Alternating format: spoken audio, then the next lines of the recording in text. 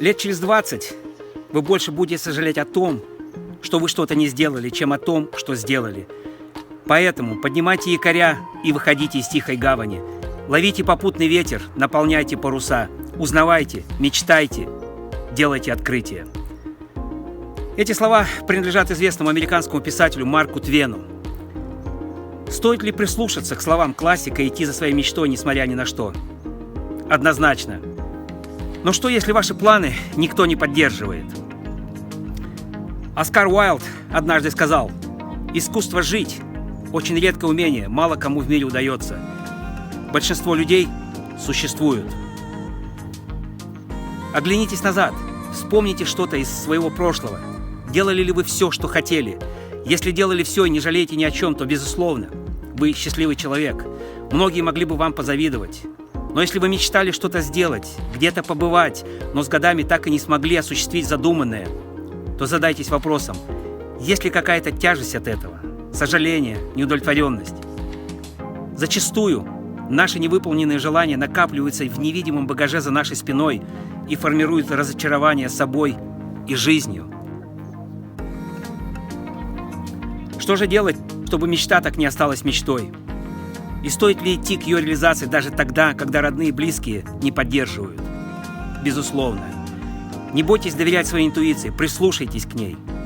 Поймите, чего на самом деле вам не хватает, что необходимо, чего бы вы хотели. Мы можем идти к исполнению мечты, найдя попутчика. Но и одному этот путь тоже можно преодолеть. И очень важно, наши цели не должны зависеть от мнения других людей. Если позволить всем и всегда влиять на наши решения, то наша жизнь перестанет быть нашей и будет чужой. Именно поэтому стоит слушать только свой разум и сердце. Это не значит, что мы не должны прислушиваться к советам других людей. Иногда они несут в себе ценную и полезную информацию. Но если кто-то будет вас отговаривать от воплощения в жизнь то, о чем вы мечтаете, не слушайте. У нас должен быть свой путь, и мы вправе не предавать свою мечту ради чужого мнения, а осуществить даже самый смелый замысел.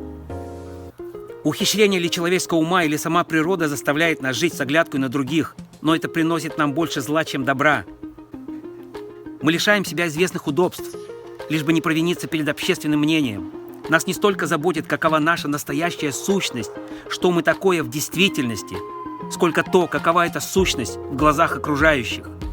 Даже собственная одаренность и мудрость кажутся нам бесплодными, если ощущаются только нами самими, не проявляясь перед другими и не заслуживая одобрения других людей. Кстати, общественное мнение складывается исходя из того, что именно выставляется ему на показ. Причина, по которой люди не позволяют себе стать счастливыми, именно в этом и заключается, что они ценят мнение других людей больше, чем свое счастье. Они буквально ценят своих родителей, братьев, сестер, своих лучших друзей и мнение общества в целом больше, чем свое собственное счастье.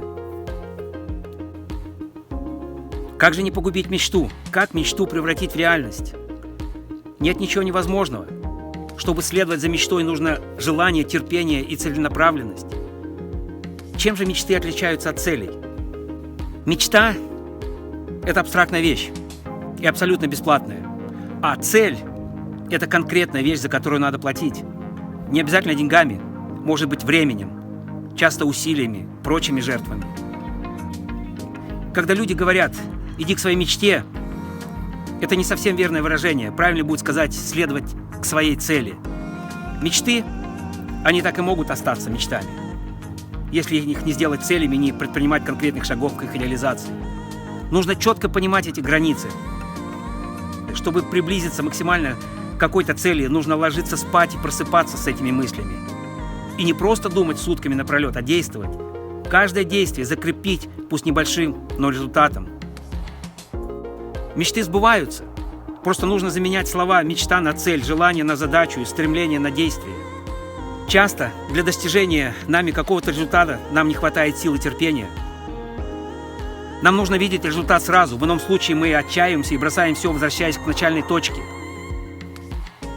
Для закрепления небольшого результата нужно минимальное время, пару месяцев. Если мы легко проходим этот путь, то даже спустя пару-тройку месяцев начинает вырабатываться привычка.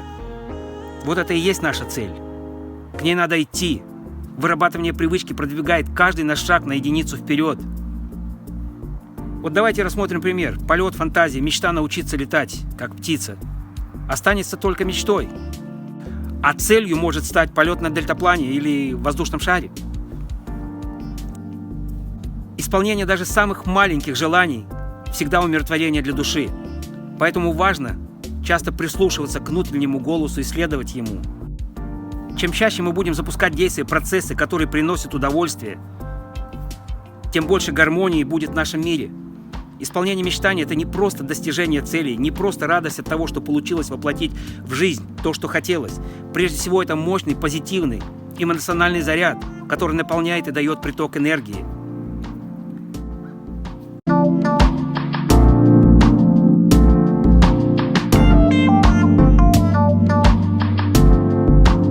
Поэтому, чтобы всегда быть в гармонии с самим собой, необходимо не обращать внимания на отговорки и предостережения других и уверенно идти к исполнению своей мечты.